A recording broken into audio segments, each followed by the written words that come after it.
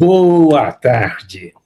Nessa véspera de feriado, nessa sexta-feira ensolarada aqui de primavera, nós estamos fazendo o nosso 57 em 7 mão na massa. E hoje eu tenho um convidado muito especial, que é o arquiteto Matheus Paraíso, dono da Paraíso Arquitetura. Ele vai falar mais se apresentando, mas o legal do caso do Matheus é que em 2024 ele foi meu mentorado, nós fizemos, né, ele e a esposa participaram de uma consultoria mentorada nossa, em que nós trabalhamos o modelo do 57 em 7, ele ainda não tinha esse nome, mas um modelo do 57 em 7, e isso fez uma grande diferença na Matheus Paraíso, na verdade, na Paraíso Arquitetura. Então, hoje eu achei que o melhor que a gente fazia é convidar o Matheus aqui para ele contar a história, porque na história que sai da boca dele é a mais verdadeira, né? Então, Matheus, seja bem-vindo, é um prazer receber você, obrigado por aceitar o convite. Carlito, uma boa tarde aí para você, para todos os nossos telespectadores aí. Agradeço demais pelo convite. Para mim é uma honra participar. Acho que a gente tem muito o que conversar, assim. Foi muito legal para a gente fazer essa mentoria, foi de grande valia mesmo, tanto para Paraíso, tanto para o Matheus Paraíso. Tem o antes e o depois do curso, eu costumo dizer, né? Então a gente evoluiu aí em diversas áreas da empresa que a gente nem imaginava que precisaria evoluir tanto assim. Que legal, que legal. É isso aí, né? Tem um ditado que quando a gente mata a cobra, a gente precisa mostrar a cobra morta, né? Então, é isso aí. Então, é nesse sentido que a gente traz. É comum eu falar com muito entusiasmo do caso da Paraíso, porque a Paraíso, além da competência, né, que a gente teve trabalhando com eles, o Matheus também participa, o Matheus e a Juliana, a esposa dele, que é engenheira, participa de vários projetos aqui que eu desenvolvo, né, nos meus negócios, né, que envolve arquitetura, desde o Riviera Brasil, como empreendimentos imobiliários que a gente faz aqui em Campinas e etc. Então, ao mesmo tempo, é um cliente e, ao mesmo tempo, é um parceiro fornecedor. Então, o nosso trabalho ele é de parceria em muitas mãos e de amizade mesmo, o que também nos enriquece muito. Mas conta um pouco aí, Matheus, como é que a gente pode falar um pouco do antes, de forma bem verdadeira e transparente? Qual que era o estágio, quais foram os insights? Deixa você contar um pouco a história, que eu acho que fica é o que o nosso cliente quer ouvir a história de você. Ah, legal. A Paraíso Arquitetura, para contextualizar, é uma empresa que a gente hoje é especializado em projetos de arquitetura residencial. Então a gente tem já 10 anos de mercado. O escritório ele iniciou lá em 2016, então hoje a gente já está aí com 10 anos, né? E eu nunca tive uma experiência de ter trabalhado no escritório de arquitetura antes, né? Então eu me formei em 2015, eu fiz estágio ali em 2014, 15 numa empresa de steel frame em São Paulo, mas não era efetivamente história de arquitetura, e a gente acabou fundando ali a empresa, então muita coisa eu fui aprendendo realmente fazendo, né? Na raça. Na raça. Isso é bom, mas tem um jeito mais fácil de fazer do que o jeito que a gente fazia, né? Então, acho que isso faz com que a gente demore mais tempo para chegar num determinado ponto por conta disso, né? A gente vai fazendo ali o que a gente acha que é o certo, vai buscando informação, né? E então, quando a gente fez a mentoria, a gente estava num estágio que a gente estava definindo que tipo de cliente a gente queria atender. Como a gente já tinha bastante experiência, a gente sabia o que dava mais retorno, o que tinha uma margem melhor, que tipo de cliente a gente gostaria de atender. E isso, a gente tinha essa visão da empresa, para onde a gente queria chegar, mas a gente ali não sabia como chegar, né? Como usar a nossa base de cliente que a gente já tinha, como trabalhar, que a gente passou desde da nossa mentoria, desde a parte de montar um orçamento do ano, era uma coisa que eu nunca tinha feito, né, de fazer um orçamento.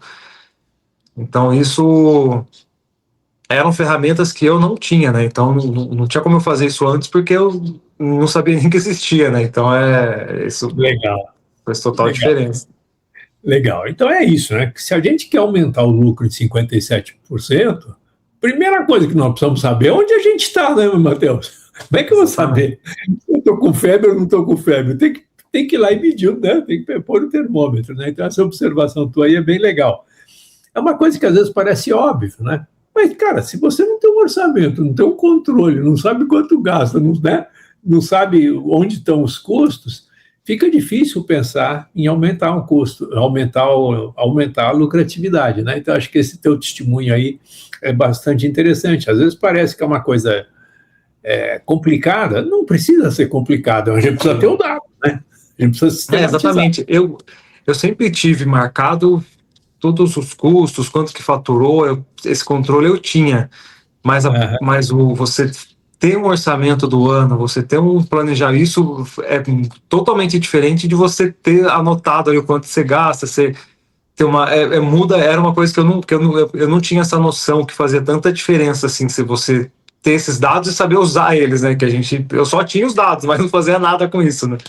Então, Isso aí, acho que, né, que isso aí é muito legal, porque é o broadcast orçamentário, né? Quer dizer, você orçar o gasto, orçar a receita, né? Orçar o investimento e depois realizar, né? É isso, né, Matheus? Acho que essa foi a sacada, né? Sim, exatamente. Porque eu tinha ali um faturamento, você fala, eu faturo tanto, tenho tanto de despesa, minha margem é tanto, mas você efetivamente fala, o orçamento do ano seguinte é esse, você planejar tanto o faturamento quanto as despesas, faz total diferença, você consegue comparar, pô, esse mês eu consegui isso, esse mês a despesa aumentou um pouco, então você tem um comparativo ali e é legal, muito, muito, muito relevante, assim, porque normalmente a gente pensa só na parte artística ali da arquitetura, né, mas é uma empresa como qualquer outra, né. Não, eu acho que você está falando de um detalhe que parece bobo, né? Mas é interessante como o fato de você ter o orçamento te facilita perseguir aquele resultado, né? Quer dizer, você acaba transformando ele em meta, né? Em meta de receita, em meta de vendas, em meta de despesa, né? Em meta de ajuste, assim por diante. Muito legal. Sim, é o que aconteceu com a gente, assim, a gente tinha esse plano traçado, então quando você tem uma meta ali escrita, é mais fácil de você atingir, porque igual ficava aleatório nesse. Eu tentava faturar mais, mas às vezes tinha mais despesas, você não tinha aquele controle, né? Então isso fez para a gente total diferença. Tem uma coisa que eu me lembro que eu acho que para mim foi muito, muito interessante eu observar, ver se faz sentido para você. Mas uma das ferramentas do 57 em 7 é a gente mapear um pouco a liderança da equipe ou a alta produtividade do trabalho em equipe. E quando a gente mapeou, né, o Matheus com a esposa dele, a Juliana, ficou muito claro como é que era o estilo de liderança de cada um deles. A Juliana não está aqui hoje conosco, mas numa live fica fácil de você perceber isso. O Matheus, ele é um cara de comunicação, ele é um cara como arquiteto, né, de criar ideias, ele trabalha nesse campo muito bem.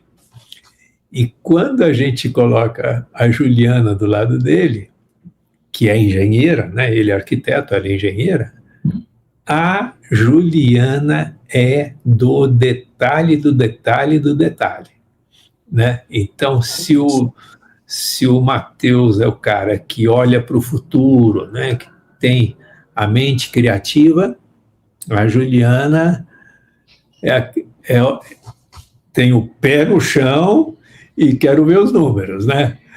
É mais ou menos essa história, Matheus? Ou não? Ou não é bem assim? Eu estou floreando. Exatamente, né? Quando a gente traçou nosso perfil de liderança foi bem nítido, né? Eu lembro que o meu deu planejador alto e executor baixo. O dela deu executor muito alto, né? Anda, né? Ou seja, eu sozinho era um sonhador, né? A gente sonhava, mas não colocava nada em prática, né? Então isso foi bem legal. Isso que eu sempre penso, né? O autoconhecimento ele é muito interessante, né? Quando você se conhece, fala, nossa. E cada vez que a gente fazia, eu falava, nossa, faz muito sentido, porque eu realmente tenho esse perfil.